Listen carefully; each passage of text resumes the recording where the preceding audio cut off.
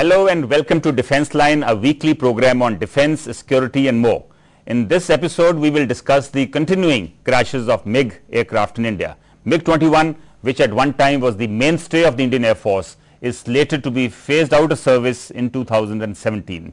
It is estimated that nearly 50% of the MiG-21 aircraft inducted into the Indian Air Force in 1960s have been lost to crashes. In light of fresh accidents, there have been 3 recently. Should this process of phasing them out be speeded up, or should the repair and maintenance procedures be overhauled? What else is required to be done to prevent accidents and loss of precious lives of pilots? This is what we discuss in Defence Line today.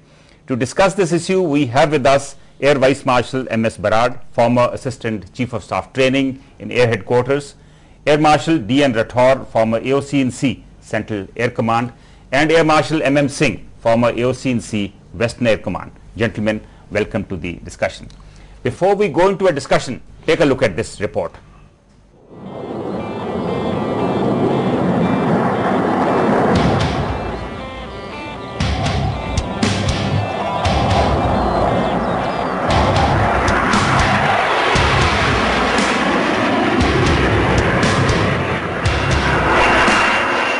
MiG-21 combat aircraft crashed recently in Shambhu near Rajpura in Patiala district of Punjab.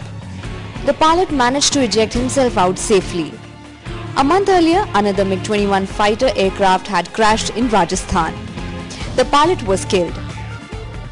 Both these accidents have added to the already long list of MiG-21 crashes which have taken place since 1963. Both these accidents have added to the already long list of MiG-21 crashes which have taken place since 1963, the year when these were bought from the Soviet Union. 315 MiG-21s have been lost between October 1963 and August 2003, earning them the sobriquet of flying coffins. In between 1993 and 2002 alone, the Indian Air Force lost over 100 pilots in 283 incidents. During the last 3-year period till August, 8 MiG-21 fighter aircrafts have crashed. And what's astonishing is the fact that only 1 MiG-21 has been lost in air-to-air combat so far. But then why has the Indian Air Force been persisting with the MiG-21s? The reason? IAF doesn't have better medium-powered planes to train its pilots. These aging MiGs have posed a more complex problem. The minimum sanctioned strength of the IAF is 39.5 squadrons. But at present, the IAF is operating 35 squadrons. Out of the 35 squadrons, the MiG-21s form 22. Phasing them out without any replacement would mean India blunting its edge over Pakistan. The IAF had initially planned to replace the MiG-21 fleet with the indigenously built HAL Tejas aircraft by 2006. However, the target could not be met due to developmental delays. Also, there has been a delay in the procurement of the advanced jet trainer for the past 16 years. And not to mention the consistently poor quality of spare parts that are needed to keep the fighter planes airworthy.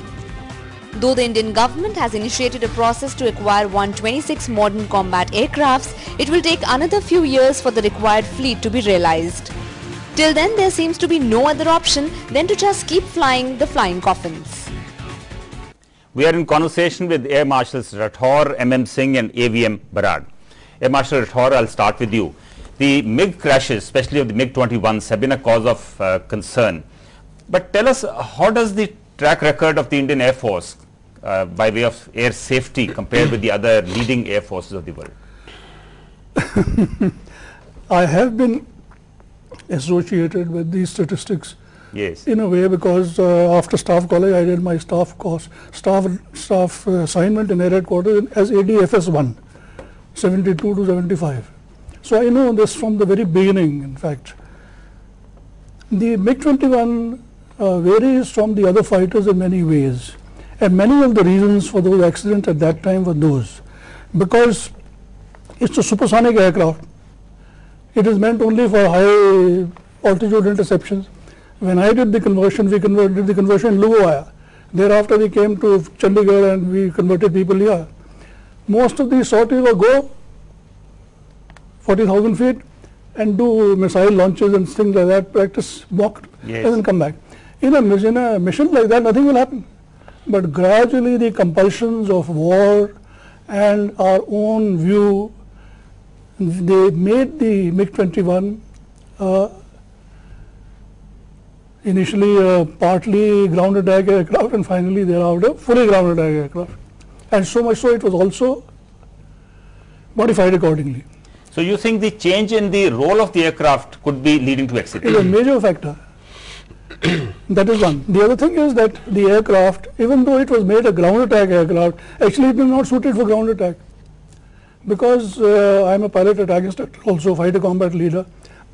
Ground attack aircraft should have minimum of 12-13 degrees below the horizontal to aim at the targets. This has got only 6 aircraft, 6 degrees. After 6.5 degrees, the P2 head comes. You get the point? Yes. It has serious limitations by way of acquisition of targets and so on, but yet it was being used for a ground attack aircraft. So the point is, it is not a question of blaming anybody. It is a limitation of our resources. We didn't have any other option.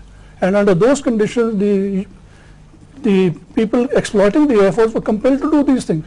Nobody is to blame. But what are the main causes, Air Marshal Rathore, of the accidents? Is it pilot error, or is it the engine failures, or poor maintenance? Main causes are these.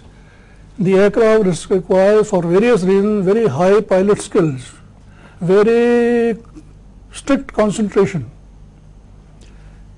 It's a single engine aircraft. It allows very little error.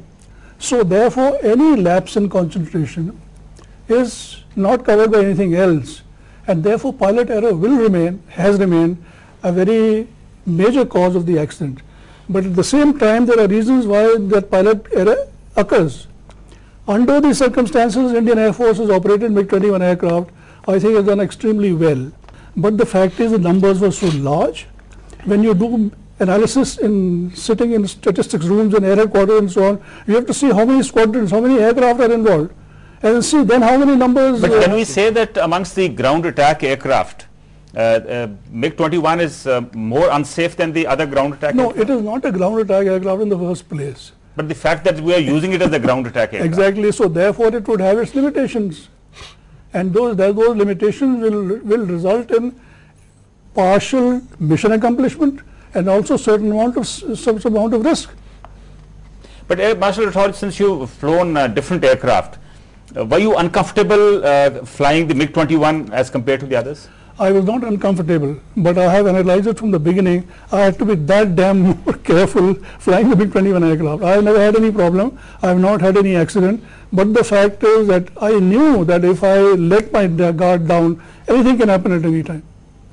Yeah, Marshal, I'm saying, what is your opinion? Is this aircraft more unsafe than the other aircraft also doing the same role?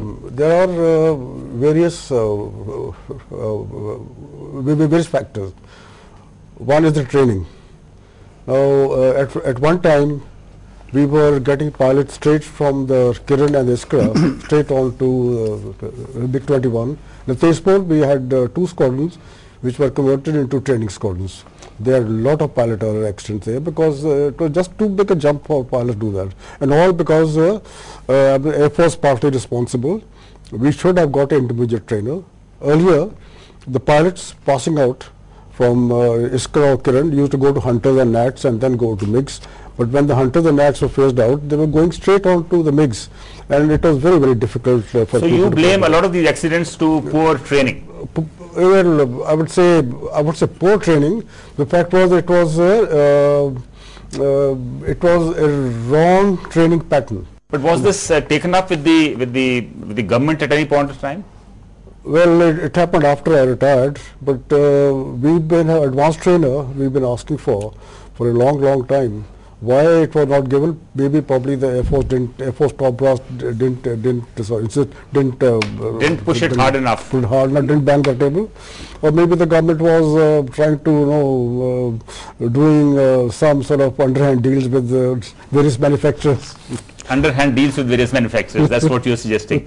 Air Marshal Rathore, you want to say something? I'll give you one very straightforward reason. He hasn't experienced it because I have seen which aircraft he was flying. I came through the Hunters onto MiG-21s. I found no damn difficulty of any time of any kind at all. And in fact, all the skills of the hunters could be transferred to the MiG-21. But then one had to be careful. For example, you knew that angle of attack is extremely vital in this case. You can't handle the air combat in the MiG-21 like in the Hunter. In the Hunter, you can carry on doing reversal. You make the aircraft over. So while flying the MiG-21, you have to, have a higher level of skill and be more careful. No, because the point is, after a certain angle of attack is exceeded, you lose control of the aircraft. No, see, what happened departure, what they call departure, that means exceed the angle of attack. Once a departure in the MiG-21, you have to eject. There's nothing you do about it. Did you have a problem? Did you meet with an accident while flying the MiG-21s? I flew the Hunters and Nats before that, and then flew. By the time I've not been to a MiG-21 squadron. Right. I've commanded Hunter squadrons and Nat squadron, but I commanded Tespo station, which had 3 MiG-21 squadron. Okay. There I did about 100 odd hours of flying on the MiG. So that time you are an experienced pilot, and so you had no problem. No problem. AVM Brad, you've flown the MiG-21s quite a lot. In fact, I believe you had to eject twice from the MiG-21. That's right. How safe is the aircraft in your opinion? I think the safest airplane I've ever flown. The safest aircraft you ever flown is the MiG-21. MiG-21. Like Air Marshal Rathore says that I had the Hunter experience. I had 200 hours on the Hunters before I got to the MiGs. And I found no difficulty in flying the MiGs. But what caused the 2 accidents that you were involved in? The first ejection was, I was leading an 8 aircraft formation in TAG Day, where was an instructor in the there, and the engine flamed out. And I tried about 4 or 5 times to relight. I had the speed and the height, but engine didn't respond. But how did the engine flame out? Was it a bird hit or what? No, it was at height. There were no birds at that height. It was a court of inquiry found out that one of the blades had sheared off the engine, because all our flying was close to the sea. Though we were taking a lot of precautions of the so it is basically engine failure. It's a corrosion which were affecting the the engine. So one of the blades from the turbine had flown off. What was the second accident? The second one was when I was commanding a squadron in Nambala, and I had gone for air to ground firing, and as I fired the rocket, the engine surged and caught fire. So everybody behind me was yelling, "Sir, eject, eject," and I had no other option but to eject. In a hurry, my arm touched one of the levers and the arm was hanging and the elbow was smashed. So But you survived. I survived.